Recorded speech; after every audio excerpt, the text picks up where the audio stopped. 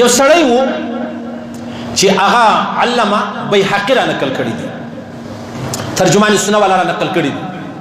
ولې یو سړی وو چې د هغه په غوږ باندې مچر ننوتی. انو مچر اوس په غوږ ننوځي نو څور سره کوي، شپه او ورځ به دی ویښ، پریشان بې چین و بې سکون و، بس غوږ ته به ناست و، غوږ یو خوا بله خوا. بیا چا د حضرت حسن بصري صاحب رحمه الله دا خو تابعي و، ډېر لوړ شان الله ورکړی و په تابعینو کې. نو چا ورته ویلې د هغه په ملګرو کې ورته ویلې ولته ولې د علا ابن حضرمي رضی الله تعالی عنه صحابي دغه دعا ولې نه وایه؟ ده ورته دغه دعا څه شي ده؟ دغه دعا څه شي ده؟ ورته ویلې والدعا داسې ده. حضرت ابو هريره فرمایي زه دغه حضرت علا ابن حضرمي رضی الله تعالی عنه په لشکر کې ورسره روان شوم. حضرت عمر فاروق لشکر تیار کړي چې ولاړ بسې پلانې ځای لره جهاد به وکړي. دی وایي زه مطلب حضرت ابو هريره فرمایي زور سره ملګري روان یو، نو یو ځای ځنګل راغلی، ځنګل کې موږ روان تږي سو ستړي سو، یو څاڅکي اوبه نشته.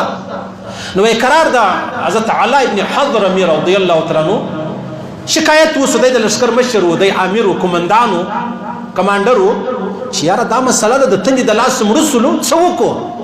ول دی راولاړ سو تر آس را شوه سو، 2 رکعته نفل یې وکړو، بیا یې داسې لاس پورته کړي، دا یې وویل یا حلیم یا علیم یا علی یا عظیم. یا حلیم په ح سره دی، یا علیم په عین سره دی، یا علی وهو العلی العظیم. الله شي حضرت علی کرم الله وجهه وهو العلی العظیم، دا آیت کرسی په اخر کې چې راځي.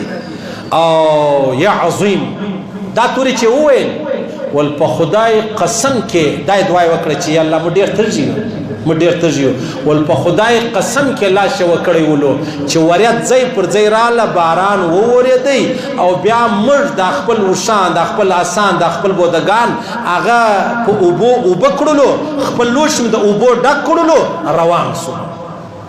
چې روان شو نه هله پر لارې باندې یو نهر رالی، موږ بحرین ته روان وو. حضرت ابو هريره وایي زه هم ورسره، حضرت انس فرمایي زه هم ورسره. نو پر لارې باندې چې نهر رالی، اوس امر د امیر دی حضرت عمر فاروق دی چې خامخا به مطلب ته ځئ ځان به رسوئ، نه کښتۍ سته، نه یو پل سته، نه یو لاره سته، نه یو څوک پر دا لار تېر شوي دي. بیا خبره راله حضرت علا ابن حضرمي ته چې د هغه ودرېده چې حضرت اوس به څه کوو؟ ولا حضرت علا ابن حضرمي رضی الله تعالی عنه د الله د رسول صحابي و، هغه له خپله آس را شوسلو، 2 رکعته نفل یې وکړلو، نو بیا یې لاس پورته کوي یا حلیم یا علیم یا علی یا عظیم. الله موږ ته لاره اسانه کا. حضرت ابو هريره فرمایي موږ 4,000 کسان وو، موږ 4,000 کسان تابعین او په هغې کې صحابه کرام.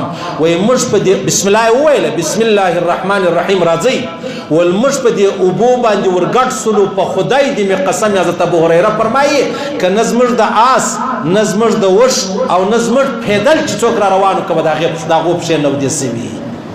یا حلیم یا علیم یا علی یا عظیم. د سختترین مشکل اچانک مشکل در باندې رالی چې یاره و مرګ ته مخامخ شولم، دا 4 توري زده کوي. علما فرمایي په دې کې اسم اعظم سته چې دغه توري ته ووایه الله رب العزت به هغه د علا ابن حضرمي رضی الله تعالی عنه دپاره باران ووروئ، د صحابو دپاره په سمندر و په نهر کې لاره ورکړه، د څه برکت یې ورکړه؟ یا حلیم یا علیم یا علی یا عظیم. زده مې شوه دا خبره؟ وره هر سړی دا وایي یاره مولوي صاحب تعویض ماویض به دې راکړی. وروره تعویض نه در کومه، که په تعویضو کېدلی زما جیب هم د تعویضو ډک وای او په غاړه به هم 1.5 سل تعویضونه وایي. زه به د محمد رسول الله صلی الله علیه وسلم، زه به د محمد رسول الله د صحابو لاره در وښیم، اسانه ده او په هغه کې بالکل یقیني خبره ده، خبره بله خوا ته نه ځي.